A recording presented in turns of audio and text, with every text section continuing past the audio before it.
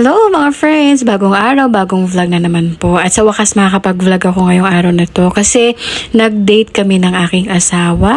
Last week, sabi ko sa asawa ko, Babs, hindi na tayo nakapag-temple ng tayong dalawa lang. Baka pwede naman na makapag-temple tayo ng tayong dalawa lang naman. Kasi simula nung nabuntis ako at saka nung pagkapanganak ko, parang hindi ko pa naalala na nagpunta kami ng temple na kaming dalawa lang. Dati naman, lagi namin ginagawa yan.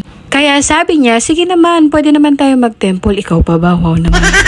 Sige, tanungin mo si Ate Bullet kung available siya next Wednesday para makapagpabook ka na at pumunta tayo ng temple.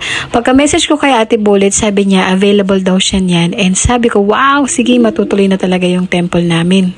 And ito na nga Wednesday, medyo gloomy at medyo masama naman talaga ang panahon. Sobrang traffic talaga nung pagpunta namin temple. Kaya itong video ko ay puro nasa sasakyan lang kami niyan.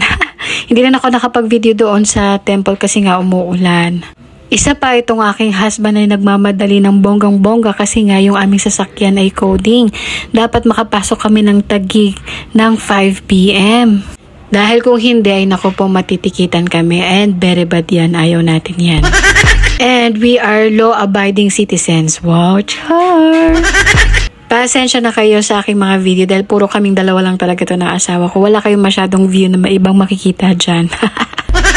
Parang ano lang yan magdadrive ako hanggang Bicol. Wow.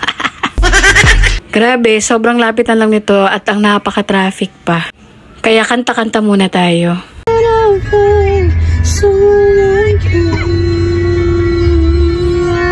Nothing but the best for you to don't forget me. I'll remember you say sometimes it is in love, but sometimes it hurts instead.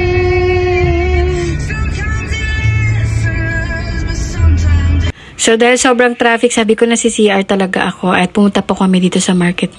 So nagmerienda lang kami dito tapos bumili ng bread talk at saka yung gusto niya na malagkit na tikoy. Ewan ko ba, parang may something talaga sa bread talk na napakasarap talaga din ng kanilang tinapay. Hindi na rin kami nakapaglibot dito kasi nagpunta na rin kami dito last week at wala naman akong naiisip na bilhin. At saka isa pa, nagtitipid kami dito ng bonggang-bongga. At isa pa pala, bumili ako dito ng massage oil kasi itong asawa ko, isa yan sa love language ko sa kanya. Wow, yung i-massage siya kapag siya ay napapagod. Para sa akin, napaka-importante din talaga na nagde-date kayo mag-asawa ng kayong dalawa lang. Labas muna yung mga anak ninyo. So, yun lamang po for today's video. Salamat po sa panonood and please share my video. Babu!